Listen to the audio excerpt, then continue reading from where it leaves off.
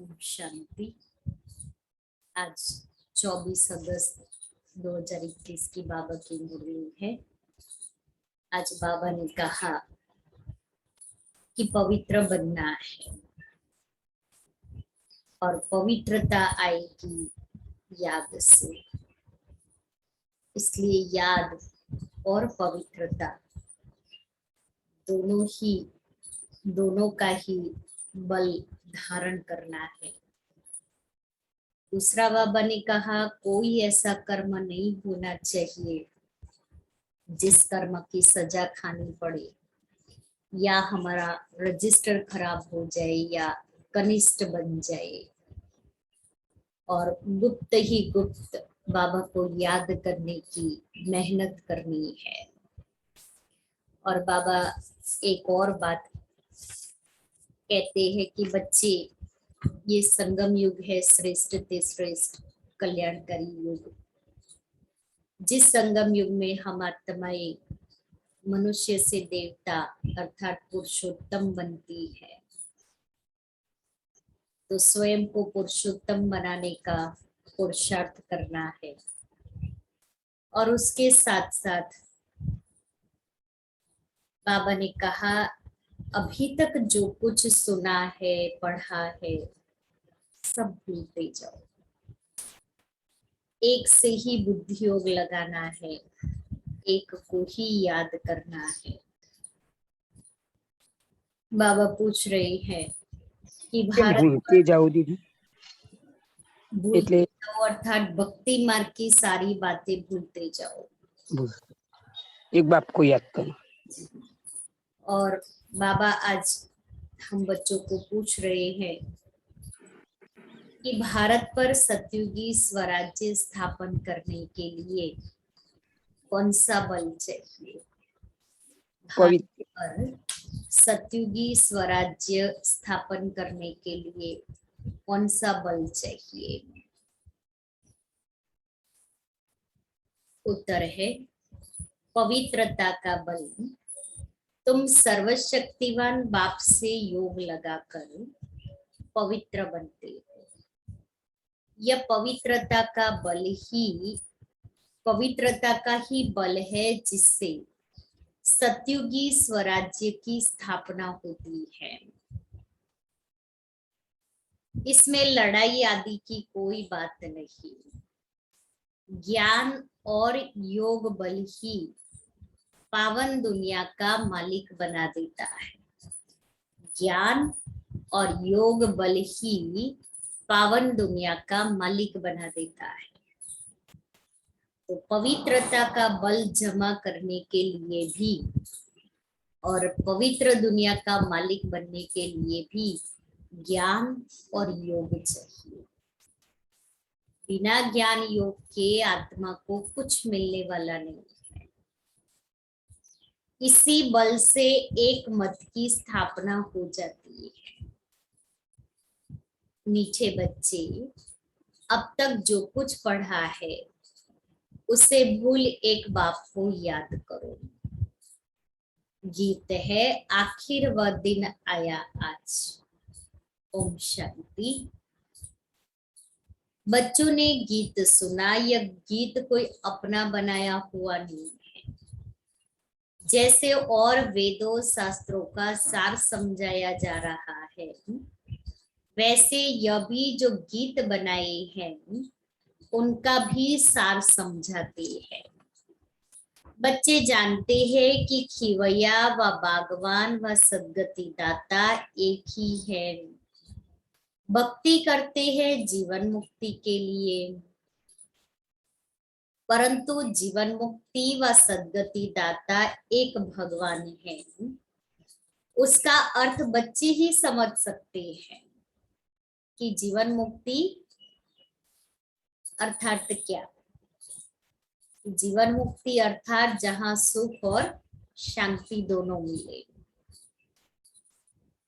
मनुष्य नहीं समझते हैं सद्गति अर्थात दुख से छुड़ाकर शांति की प्राप्ति कराते हैं।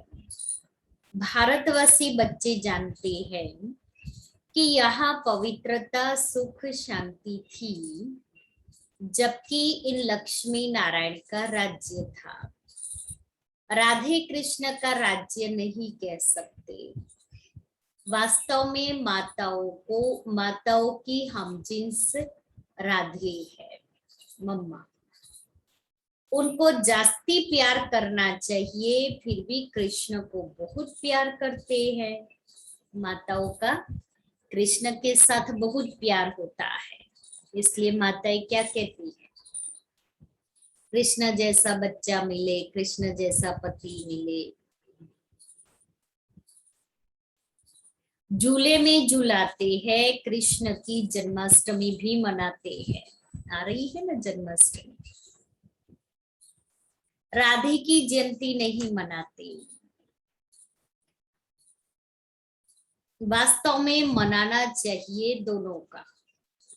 राधे का जन्म भी अष्टमी के दिन, इसलिए राधाष्टमी कहते हैं, और कृष्ण की भी जन्माष्टमी।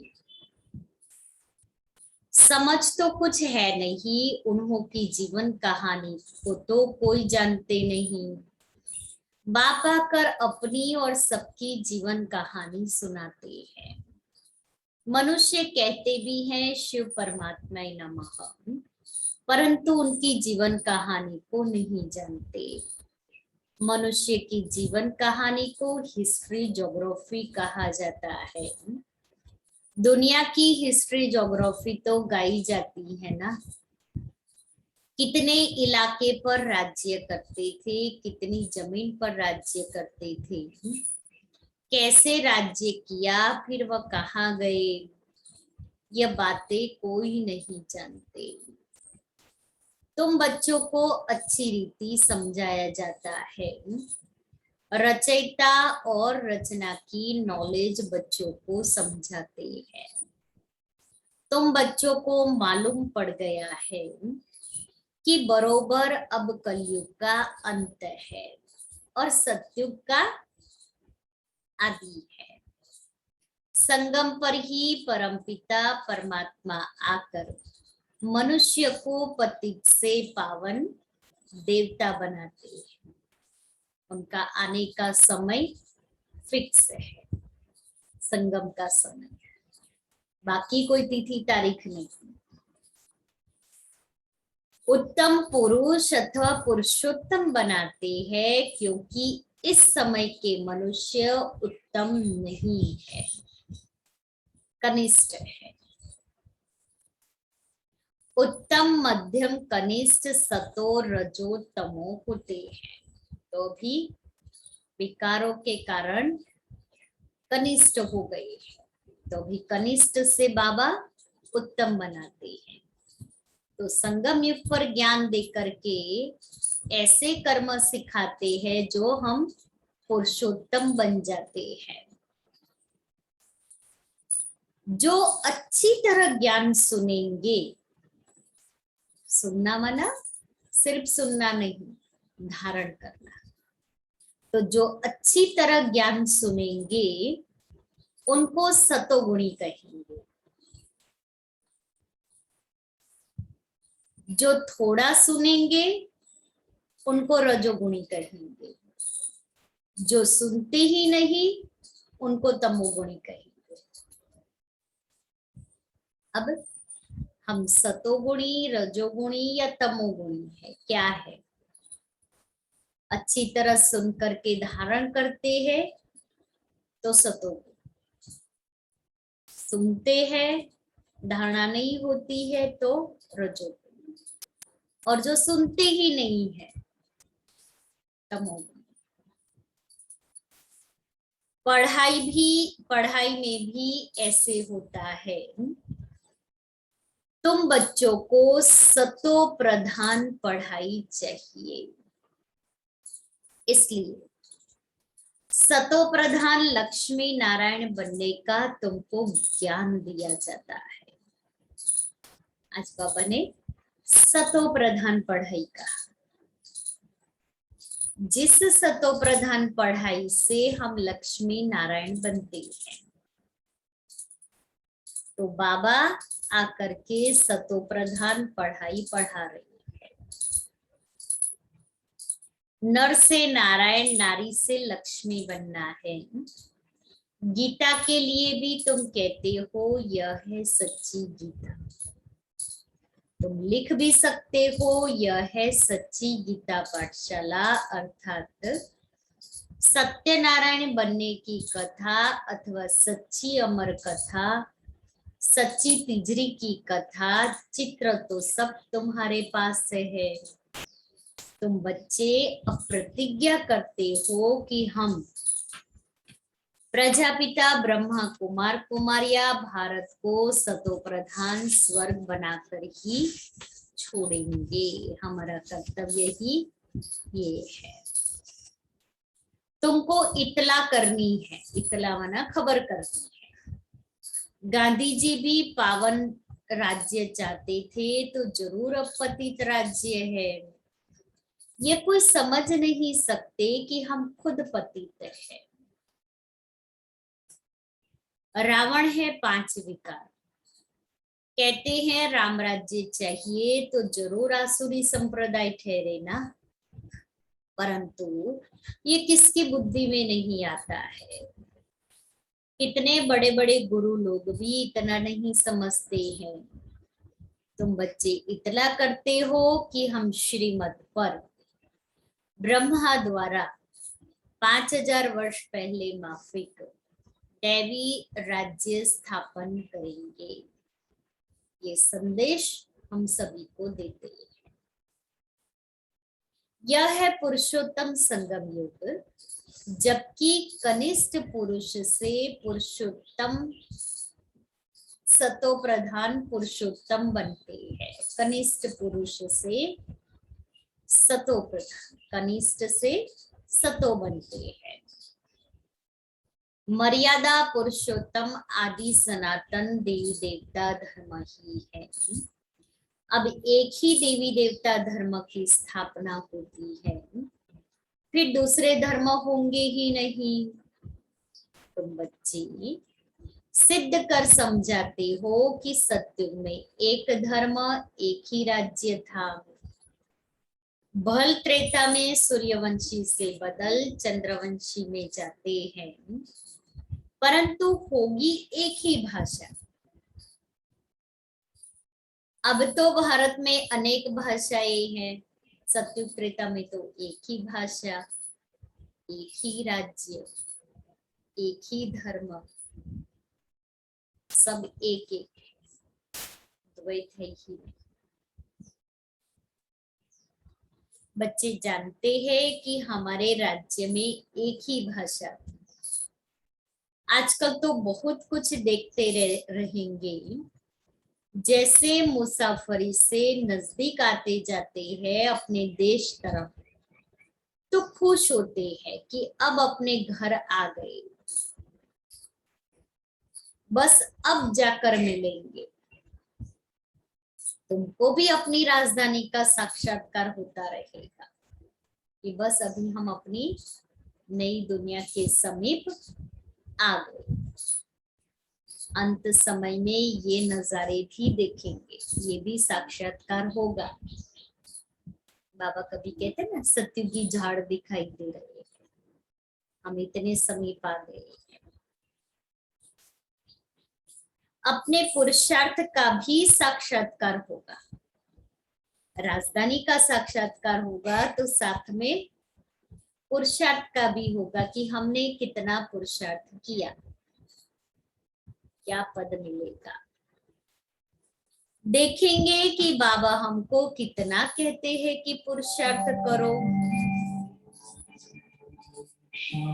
चलो, एक बाप को याद करने का पुरुषार्थ।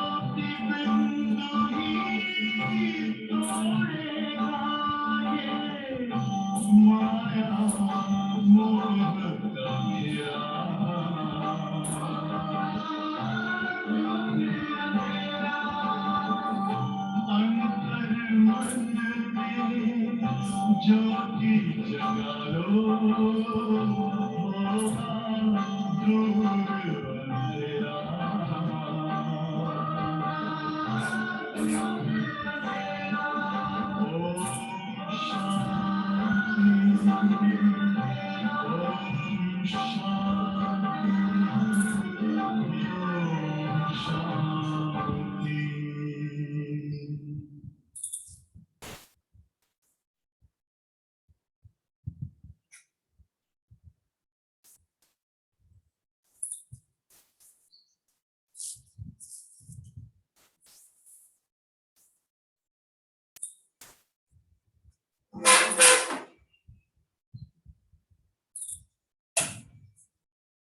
बाबा कहता है कि तुम अपने पुरुषार्थ का भी साक्षात्कार होगा। देखेंगे कि बाबा हमको कितना कहते हैं कि पुरुषार्थ करो, नहीं तो हाय हाय करेंगे और पद भी कम हो जाएगा।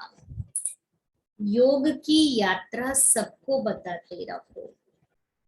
समझाना तो बहुत सहज है, सीढ़ी कितनी सहज है।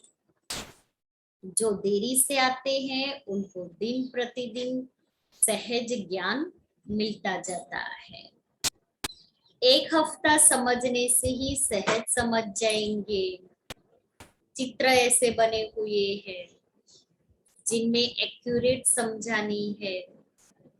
84 जन्मों का चक्र बिल्कुल ठीक है। यह भारतवासियों के लिए। तुम बच्चों की बुद्धि में सारा ज्ञान है। तुम जानते हो कि पतित पावन सद्गति दाता शिव बाबा की मत पर हम फिर से सहज राजयोग बल से अपने तन मन धन से भारत को स्वर्ग बनाते हैं। दूसरे कोई का हम नहीं लगाते हैं, अपने ही तन मन धन से सेवा करते हैं। जितना जो करेंगे वह अपने भविष्य के लिए बनाते हैं कि अपना तन मन धन जितना ये सेवा में लगाएंगे तो बाबा कहता है अपने भविष्य श्रेष्ठ बनाने के लिए लगाते हैं। तुम ही घर के भाती हो। तुम्हारे से ही बाबा सतयुगी स्वराज्य स्थापन कर रहे हैं। तुम्हारे से ही बाबा सतयुगी स्वराज्य स्थापन कर रहे हैं। खर्चा भी तुम ही करेंगे। तुम्हारा कोई जास्ती खर्चा नहीं है। तुमको सिर्फ शिव बाबा को याद करना है। कन्याओं को क्या खर्चा करना है? उनके पास कुछ है क्या? बाबा बच्चों से क्या फी लेंगे? कुछ भी नहीं। स्कूलों में तो पहले फीस की बात करते हैं। वहां कितना पढ़ाई में खर्चा होता है। यहाँ तो शिव बाबा बच्चों से कैसे पैसा लेंगे? शिव बाबा को अपना घर थोड़ी बनाना है जो पैसा लेंगे। तो बाबा तो निराकार है। बाबा को क्या चाहिए? कुछ भी नहीं चाहिए। इसलिए बाबा कहता है मुझे कुछ नहीं चाहिए, पैसा मुझे नहीं चाहिए। हम अपने तन मन धन से अपना स्वराज्य स्थापन कर रहे हैं भविष्य के लिए। और अभी भी जो कर रहे हैं हम अपने लिए कर रहे हैं।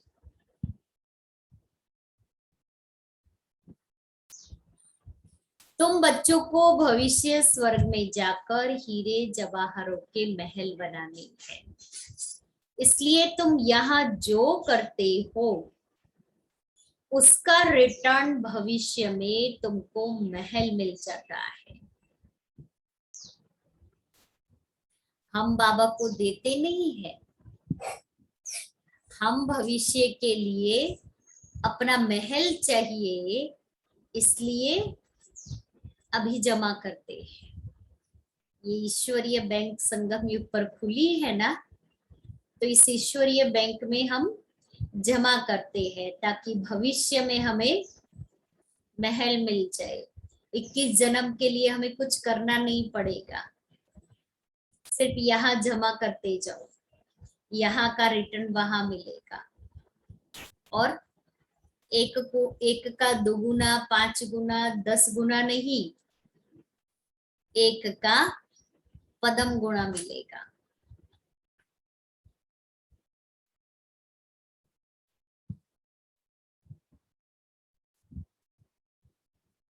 यह बड़ी समझने की बातें हैं। जितना जो तन मन धन से सेवा करेंगे वह वहां ऐसा पाएंगे।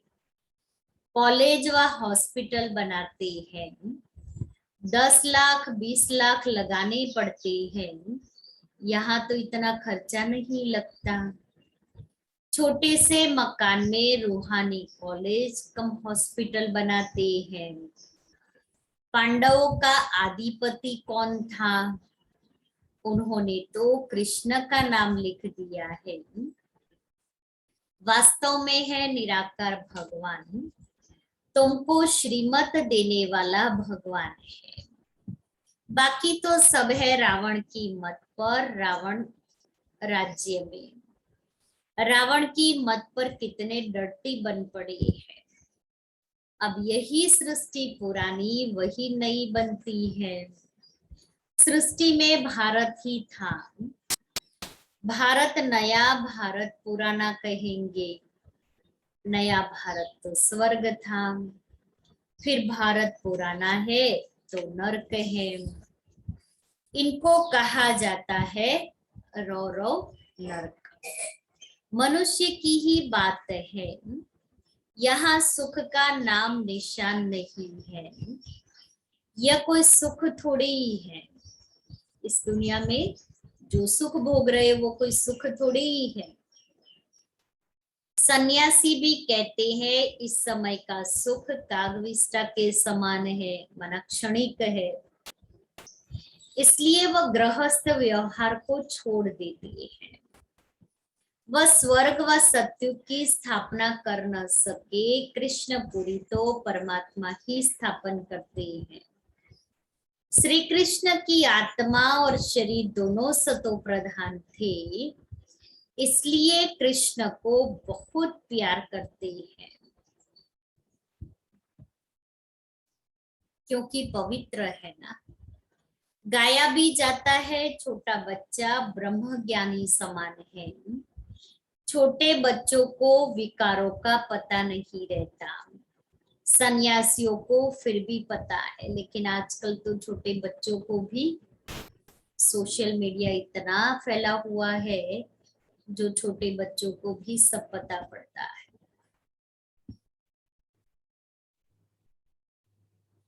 सन्यासियों को फिर भी पता है बच्चा तो जन्म से ही महात्मा है। बच्चों को तो पवित्र फूल कहा जाता है। नंबर 1 फूल है श्री कृष्ण, स्वर्ग नई दुनिया का पहला प्रिंस। आजकल के बच्चों को तो बचपन से ही क्रोध, बाकी सब विकार इतने नहीं, लेकिन क्रोध तो शुरू से ही होता है। बाकी सब विकार भी जैसे जैसे पानी मिलता जाएगा ना पनपते रहते हैं। जन्म लिया तो कहेंगे फर्स्ट प्रिंस, कृष्ण को तो सब याद करते हैं कि श्री कृष्ण जैसा बच्चा मिले। अब बाप कहते हैं जो बनना है सो बनो, सिर्फ एक कृष्ण थोड़ी बनता है। प्रिंस ऑफ वेल्स कितने बनते हैं, पूरी राजधानी होती है ना। एक कृष्ण थोड़ी बनेगा। कृष्ण को जन्म देने वाले माँ बाप, कृष्ण की पालना करने वाले माँ बाप, कृष्ण के साथ खेलने वाले उसके फ्रेंड सब होते हैं। इसलिए पूरी राजधानी। सेकंड थर्ड होते हैं ना, तो यहाँ भी डिनायस्टी है। बाप के पिछाड़ी फिर दूसरे गद्दी पर बैठेंगे। जैसे घराने होते हैं वैसे ये घराना है, राजाई घराना। तुम्हारा कनेक्शन ही क्रिश्चियन से है। कृष्ण और क्रिश्चियन दोनों की एक ही राशि है। लेन देन भी आपस में बहुत चलती है। भारत से वह कितना धन ले गए हैं, अब फिर दे रहे हैं, रिटर्न सर्विस कर रहे हैं। या यूरोपवासी आपस में लड़कर खत्म हो जाएंगे। इस पर एक कहानी भी है, दो बिल्ली लड़े, बीच में माखन बंदर खा गया। यह भी की बात है। माखन खाने के लिए, अर्थात विश्व की बादशाही लेने के लिए, वो वेस्टर्न कंट्रीज आपस में लड़ेंगे और माखन भारत को मिल जाएगा। जैसे दो बिल्ली लड़ते हैं और बंदर को कहते हैं, बंदर थोड़ा थोड़ा दोनों में से खाते खाते सारा ही खा जाता है, सारा ही वो हक कर लेता है। ऐसे ही वो लड़ते रहेंगे और विश्व की बादशाही का मक्खन भारत को मिल जाएगा। यह बात अभी की है, वह आपस में लड़ेंगे और राज्य भाग्य तुमको मिलना है। अब तुम बच्चों को अथाह ज्ञान है, तुम बच्चों की बुद्धि में है कि हम सब ब्रह्मा कुमार कुमारियां हैं। ऐसे नहीं कि हम गुजराती हैं, हम बंगाली हैं, यह है नहीं। यह मतभेद भी निकल जाना चाहिए, हम एक बाप की संतान है। ब्रह्मा द्वारा शिव बाबा की श्रीमत पर फिर से हम अपना स्वराज्य स्थापन कर रहे हैं, ज्ञान और योग बल से। योग बल से ही हम पावन बनते हैं। बाप है सर्वशक्तिमान, उनसे बल मिलता है। कहते तुम विश्व की बादशाही लेते हो, लड़ाई आदि इसमें कुछ नहीं करते हो, सारा पवित्रता का बल है। कहते भी है आकर पतित से पावन बनाओ, तो याद का ही बल है। ऐसे नहीं कि वहां गोरख धंधे में जाकर सब भूल जाए। यहाँ सम्मुख तो ज्ञान सागर की लहरें दिखते रहते हैं। नदियों में तो वह लहरें नहीं होती हैं। सागर की एक लहर कितना नुकसान कर देती है। जब अर्थक्वेक होगी तो सागर भी उथल खाएगी। सागर को सुखाकर जमीन ली है, वह जमीन फिर कितने दाम में बेचते हैं। पहले ये बॉम्बे थी नहीं और लास्ट में भी फिर ये बॉम्बे रहेगी नहीं। जहां जहां सागर के किनारे पर है शहर, तो उस सागर को सुखा करके शहर बसे हैं। आगे जा करके पानी फिर से अपनी जगह ले लेगा, ये कुछ फिर रहेगा नहीं।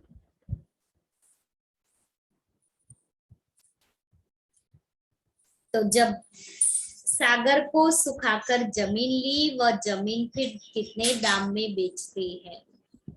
तुम जानते हो यह बॉम्बे ही नहीं रहेगी। आगे यह बॉम्बे थोड़ी ही थी, छोटा एक गांवड़ा था। यह माताएं तो भोली है, यह इतना लिखी पढ़ी नहीं है।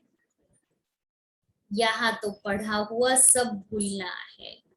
भक्ति मार्ग की जो भी बातें पढ़ी हुई है, वेद शास्त्र आदि पढ़े हुए हैं, सुने हुए हैं, सबको भूलना है। तुम कुछ नहीं पढ़े हो तो अच्छा है। पढ़े हुए मनुष्य समझने समय कितने प्रश्न करते हैं, क्योंकि बुद्धि में वो भरा हुआ होता है। यहाँ तो सिर्फ बाप को याद करना है, किसी देहधारी मनुष्य को याद करने की बात नहीं है। महिमा है ही एक बेहद के बाप की। तुम जानते हो ऊंचे ते ऊंचा है एक भगवान, फिर सेकंड नंबर में है ब्रह्मा। उनसे ऊंचा कोई होता नहीं, इससे बड़ी आसामी कोई नहीं। परंतु चलते देखो कितने साधारण हैं। इतनी बड़ी आसामी हमें मिली है, वो हमें इतना विश्व का मालिक बना रहे हैं। उसका कहना मानना चाहिए। लेकिन बाबा कहता देखो साधारण समझ रहे हैं, कैसे साधारण रीति बच्चों से बैठते हैं। मनुष्य बाबा कितना साधारण है और बच्चों से कितना होमली, कोई अपना ठाट बाट नहीं है। ट्रेन में जाते हैं, कोई क्या जाने कि यह कौन है, भगवान आकर ज्ञान देते हैं। ब्रह्मा बाबा में जरूर प्रवेश कर ज्ञान देंगे ना। अगर कृष्ण होता तो भीड़ मच जाती, फिर तो पढ़ा भी ना सके, सिर्फ दर्शन करते रहे। यहाँ तो बाप गुप्त साधारण वेश में बैठ बच्चों को पढ़ाते हैं। शिष्य बाबा इसमें आकर के पढ़ाते हैं, ये दुनिया वालों को पता ही नहीं है। तुम हो इनकॉग्निटो सेना, तुम जानते हो कि हम आत्माएं योग बल से फिर से अपना राज्य स्थापन कर रहे हैं। ये पुराना शरीर छोड़ जाए, नया गोरा शरीर धारण करेंगे। अब है आसुरी संप्रदाय, फिर बनेंगे दैवी संप्रदाय। आत्मा कहती है कि हम नई दुनिया में दैवी शरीर धारण कर जाए राज्य करूंगा। आत्मा मेल है, शरीर प्रकृति है। आत्मा सदैव मेल है, बाकी शरीर हिसाब किताब से मेल फीमेल का मिलता है। लेकिन मैं हूं अविनाशी आत्मा, यह चक्र फिरता रहता है। कलयुग का विनाश भी जरूर होना है। विनाश के आसार भी सामने देखते हो, देख रहे हैं ना विनाश के आसार। वही महाभारत लड़ाई है तो जरूर भगवान भी होगा। विनाश के किस रूप में, किस तन में, वह तुम बच्चों के अलावा, किस रूप में किस तन में है वह तुम बच्चों के अलावा किसको पता है नहीं। कहते भी हैं मैं बिल्कुल साधारण तन में आता, मैं कृष्ण के तन में नहीं आता। यही पूरे 84 जन्म लेते हैं। मैं इनके बहुत जन्मों के अंत के भी अंत में आता हूँ। 84 जन्म सूर्यवंशी घराने वाले ही लेते हैं, वही पहले नंबर में आएंगे। साकारी झाड़ और निराकारी झाड़ दोनों का तुमको सारा ज्ञान है। मूल वतन से नंबरवार आत्माएं आती है। पहले पहले देवी देवता धर्म की आत्माएं आती हैं, फिर नंबरवार और धर्म वाले आते हैं। चित्रों में समझानी तो बड़ी ऊंची है। बच्चों को समझाना है, कुमारियों को खड़ा होना चाहिए। कोई बच्चियां ऐसी ऐसी बातें समझाए तो कमाल तो है ना, कितना नाम निकालेगी। लौकिक अलौकिक दोनों नाम वाला करेगी। अगर इतना अच्छी रीति समझाएगी तो दोनों कुल का नाम बाला होगा। अच्छा, मीठे मीठे सिकिले दे बच्चों प्रति माता पिता बाप दादा का याद प्यार और गुड मॉर्निंग। रूहानी बाप की रूहानी बच्चों को नमस्ते। हम रूहानी बच्चों की रूहानी बाप दादा को याद प्यार, गुड मॉर्निंग और नमस्ते। धारणा के लिए मुख्य सार, पहला, संगम युग पर श्रेष्ठ कर्म करके पुरुषोत्तम बनना है। कोई भी ऐसा कर्म नहीं करना है जो कनिष्ठ बन जाए। दूसरा, गुप्त रूप में बाप का मददगार बन भारत को स्वर्ग बनाने की सेवा करनी है। अपने ही तन मन धन से भारत को स्वर्ग बनाना है। याद और पवित्रता का बल जमा करना है। वरदान है, अपने असली संस्कारों को इमर्ज करो। सदा हर्षित रहने वाले ज्ञान स्वरूप भव। अपने असली संस्कारों को इमर्ज कर सदा हर्षित रहने वाले ज्ञान स्वरूप भव। जो बच्चे ज्ञान का सिमरण कर उसका स्वरूप बनते हैं वह सदा हर्षित रहते हैं। सदा हर्षित रहना यह ब्राह्मण जीवन का असली संस्कार है। क्योंकि बाबा मिला तो सब कुछ मिल गया। बाबा कहता है खुशी जैसी खुराक नहीं, गम जैसा दुख नहीं। इसलिए हंसते रहे, खाते रहे, खिलाते रहे, खुश रहे, आबाद रहे। इसलिए खुशी जैसी खुराक नहीं, सदा हर्षित रहना ये ब्राह्मण जीवन का असली संस्कार है। दिव्य गुण अपनी चीज है, अवगुण माया की चीज है जो संग दोष में आ जाती है, जो संग दोष से आ गई है।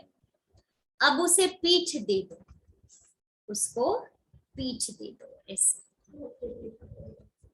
और अपना ऑलमाइटी अथॉरिटी की पोजीशन पर रहो तो सदा हर्षित रहेंगे। उससे पीठ कर लो और फिर अपनी श्रेष्ठ स्वमान की सीट पर बैठ जाओ। मैं आत्मा मास्टर ऑलमाइटी अथॉरिटी हूँ, अर्थात मैं आत्मा मास्टर सर्वशक्तिवान हूँ। इस सीट पर बैठ जाओ तो हर्षित रहेंगे। कोई भी आसुरी व व्यर्थ संस्कार सामने आने की हिम्मत भी नहीं रख सकेंगे। कब? जब सीट पर बैठ जाएंगे। स्लोगन है संपूर्णता का लक्ष्य सामने रखो तो संकल्प में भी कोई आकर्षण आकर्षित नहीं कर सकते। संपूर्णता का लक्ष्य सामने रखो तो संकल्प में भी कोई आकर्षण आकर्षित नहीं कर सकती। आज का स्वमान है मैं विघ्न हरता हूँ, मैं विघ्न हरता हूँ। आ रहा है ना, गणेश चतुर्थी आ रही है, इसलिए बाबा हमें वो स्वमान की स्मृति दिला रही है।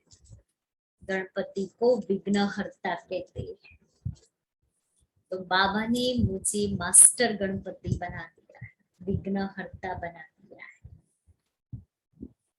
सदा खुशी में झूलने वाले सर्व के विघ्नहर्ता व सर्व की मुश्किल को सहज पार करने वाले तब बनेंगे जब संकल्पों में दृढ़ता होगी और स्थिति में डबल लाइट होंगे। संकल्प में दृढ़ता और स्थिति में डबल लाइट। मेरा कुछ नहीं, सब कुछ बाप का है। जब बोझ अपने ऊपर रखते हो तब सब प्रकार के विघ्न आते हैं। मेरा नहीं तो निर्विघ्न, और मेरा तो विघ्न, तो विघ्नों का आह्वान करते हैं। इसलिए मेरा कुछ नहीं, सब कुछ बाबा का, सब जिम्मेवारी सब बोझ बाबा को दे देंगे। बाबा आपका कार्य है, आपको कराना है। आप करण करावनहार हो, मैं निमित्त मात्र करणहार हूं। दादी जी की विशेषता अतीन्द्रिय सुख के खजाने से संपन्न। संगम युग का विशेष खजाना है अतीन्द्रिय सुख। दादी जी सदा उसी सुख की अनुभूति में रहती। इसके लिए उन्होंने न्यारे और प्यारे बनने का बहुत अच्छा बैलेंस रखा। जितना वे कारोबार में आती उतना ही अंतर्मुखी रहती। वे सदा परमात्मा प्यार में, अतीन्द्रिय सुख की अनुभूतियों में मगन रहती।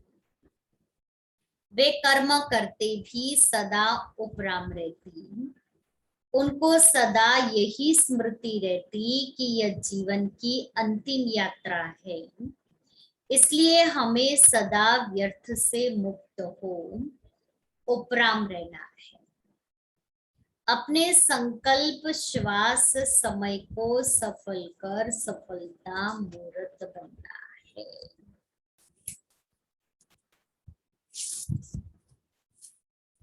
तो क्या सुना आज?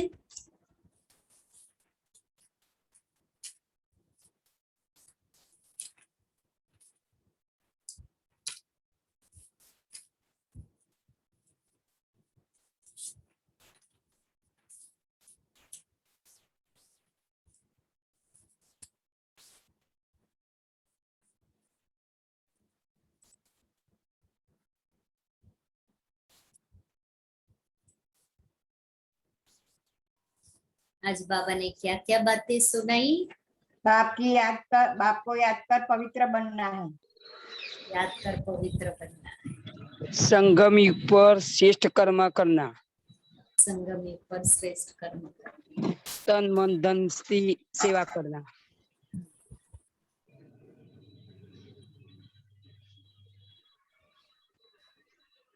योग की स्थिति का आधार क्या है? पवित्रता। पवित्रता का बल। तो ज्ञान और योग का बल जमा करना है और आत्मा को पवित्र बनाना है।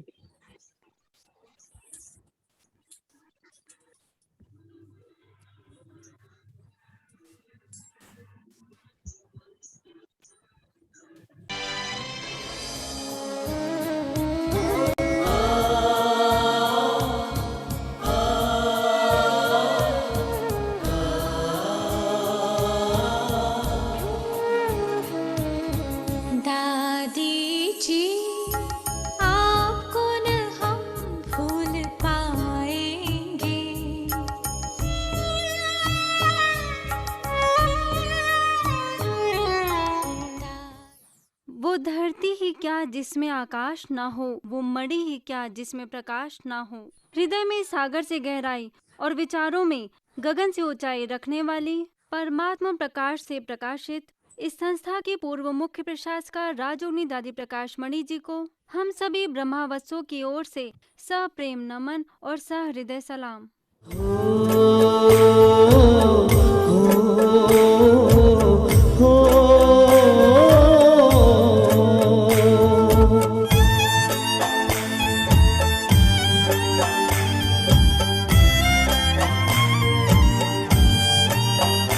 दादी ओ मीठी दादी किया हमको प्यार कितना। दादी ओ मीठी दादी किया हमको प्यार कितना। कोई क्या दे सकेगा दिया है दुलार जितना। कोई क्या दे सकेगा दिया है दुलार जितना। दादी ओ मीठी दादी किया हमको प्यार कितना। भारत देश ने कई वीरांगनाओं को जन्म दिया, लेकिन पूरे विश्व में ईश्वरीय ज्ञान का प्रकाश फैलाने वाली राजयोगिनी दादी प्रकाश मणि एक ऐसी महान शख्सियत थी जिन्होंने विश्व बंधुत्व की भावना, करुणा, दया और प्रेम जैसे दैवी मूल्यों को आत्मसात कर किसी राज्य व देश ही नहीं बल्कि विश्व के करोड़ों लोगों के दिलों में मूल्यों के दीप जलाए। दादी जी ने संस्थान को ऊंचाइयों के शिखर तक पहुंचाते हुए विश्व कल्याण के कई कीर्तिमान स्थापित किए। कुदरत की अनमोल कृति दादी प्रकाश मणि जी की महिमा में ये अल्फाज भी मानो कम से पड़ गए हों। आखिर जिनकी तस्वीर में खुदा का अक्स दिखे, भला उसे किसी पैमाने की जरूरत ही क्या होगी। फिर भी चंद शब्दों में गर कहूँ तो मैं बस इतना ही कहना चाहूंगी कि जहाँ से महापुरुषों की गाथा का अंत होता है, वहाँ से दादी प्रकाश मणि जी की महानता की शुरुआत होती है। दादी जी मेरी माँ जैसी थी, जिसको मैं माँ थी, माँ जैसी क्या, जिसको मैं भूल नहीं सकती हूँ कभी भी। ये वही कमरा है जहाँ मेरी प्यारी दादी रहती थी और इसी कमरे से अनेक आत्माओं का कल्याण हुआ। हमें भी बहुत पालना मिली, बहुत प्यार मिला। दादी की प्यार भरी गोदी में खेले और जो भी आता था दादी जी उनसे मिलती थी, उसकी समस्या का हल करती थी, उनको प्रेम देती थी। आज भी हमको यही फीलिंग आती है, मेरी प्यारी दादी यहाँ ही बैठी है, यहीं पर है, कहीं गई नहीं है। और आज भी वो मेरे से बहुत दिल की बातें करती है और मेरे को बहुत प्रेरणाएं देती है। हर कार्य में उनकी गाइडेंस पर जैसे पहले करती थी वैसे अब भी मैं कर रही हूँ। नैसर्गिक प्रतिभा की धनी दादी प्रकाश मणि समस्त मानव जाति और खासकर महिलाओं की विशेष प्रेरणा स्रोत रही। एक महिला होते हुए भी जितनी कुशलता व पराकाष्ठा के साथ विश्व प्रसिद्ध संस्थान का नेतृत्व किया, वह इतिहास के पन्नों पर स्वर्ण अक्षरों में दर्ज हो गया। समाज को बेहतर बनाने की दिशा में महत्वपूर्ण भूमिका निभाने पर संस्था को संयुक्त राष्ट्र संघ द्वारा परामर्शदाता स्मृति का सदस्य मनोनीत किया गया।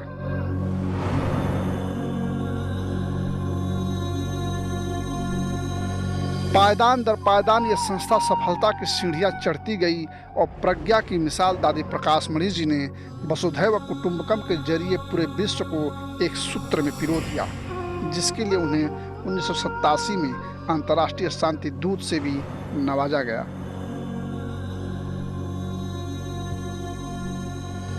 मैंने कभी जीवन में ये कभी भी नहीं अनुभव किया कि मेरा कोई प्यार है या ना है, कोई दुश्मन है या मित्र है, कभी नहीं। मुझे लगता है ये सब मेरे बहुत अति प्यारे भाई बहने हैं, मित्र है। चाहे किसी भी धर्म का हो, चाहे किसी जाति का हो, चाहे कोई साहूकार हो, चाहे कोई गरीब हो, चाहे कोई सर्वेंट हो, चाहे कोई लेबर हो, चाहे कोई ऊंचा हो, चाहे कोई नीचा हो, हम समझती हूँ सब हमारे भाई बहने हैं। संस्था का सरताज और विश्व का गौरव दादी प्रकाश मणि जी खुदा की वो नेमत थी जिन्होंने इस संस्था को एक नन्हे से पौधे से वटवृक्ष की भांति बड़ा करने में महत्वपूर्ण भूमिका निभाई। वे मुश्किलों में चट्टान बनकर सामने आई और यह संस्था अंतर्राष्ट्रीय स्तर पर अपनी आभा बिखेरने लगा। दादी जी के नेतृत्व में जब संस्था ने अपने 50 वर्ष पूर्ण कर लिए तो संस्था को संयुक्त राष्ट्र संघ द्वारा पीस मेडल भी दिया गया और मोहनलाल सुखाड़िया विश्वविद्यालय ने दादी जी को डॉक्टरेट की उपाधि से नवाजा। दादी जी के निर्देशन में सन 1983 में पहले यूनिवर्सल पीस कॉन्फ्रेंस का आयोजन किया गया, जिसमें कई पूर्व प्रधानमंत्री समेत कई प्रख्यात हस्तियों ने संस्था के कार्यों को सराहा और अपना पूरा सहयोग दिया। इस तरह विभिन्न क्षेत्रों में अंतर्राष्ट्रीय महोत्सव और सम्मेलनों का आयोजन दादी जी की रहनुमाई में किया गया और विश्व के 140 देशों में संस्था वट वृक्ष की तरफ फैल गई।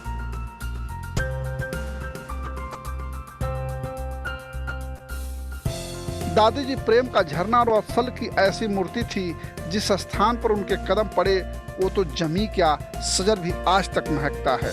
वो लोगों से इतनी आत्मीयता के साथ मिलती थी, जिसे देखकर ऐसा लगता था मानो समंदर से दरिया जाकर मिल गया हो, और इसलिए दादी जी को पूरे विश्व में माँ का दर्जा दिया गया।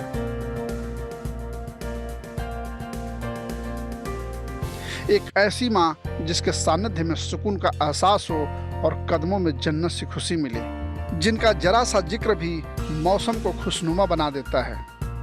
ऐसी प्रेम की सरिता दादी जी का निश्चल प्रेम हर ब्रह्मावत्सों के जहन में इस कदर समाया हुआ है कि आज भी उनकी आंखें दीदार करना चाहती हैं।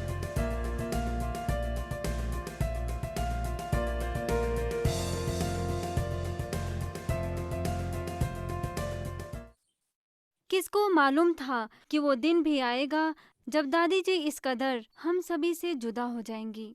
25 अगस्त 2007 ये वो तारीख है जब दादी जी हम सभी की आंखों से तो ओझल हो गईं, लेकिन उन्होंने ईश्वरीय ज्ञान के प्रकाश से पूरे विश्व को अलौकित कर दिया और उनकी सूक्ष्म उपस्थिति आज भी करोड़ों लोगों को मार्गदर्शित कर रही है। ऐसी महान विभूति को शत शत नमन और भावपूर्ण श्रद्धांजलि।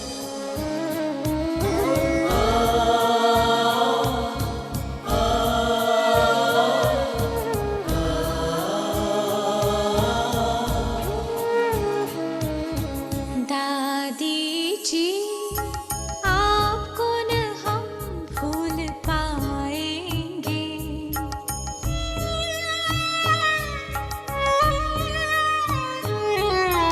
दादी जी आपको न हम भूल पाएंगे। जो साथ में बीते पल वो याद आएंगे।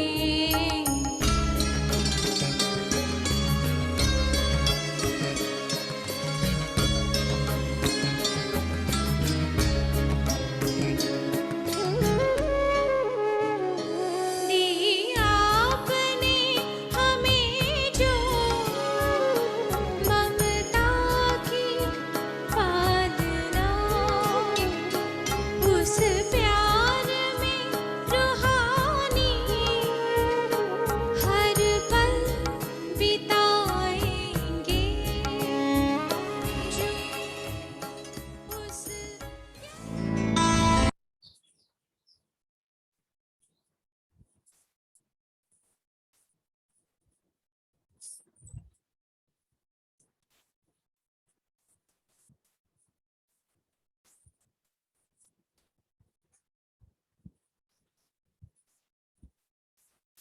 ओम शांति।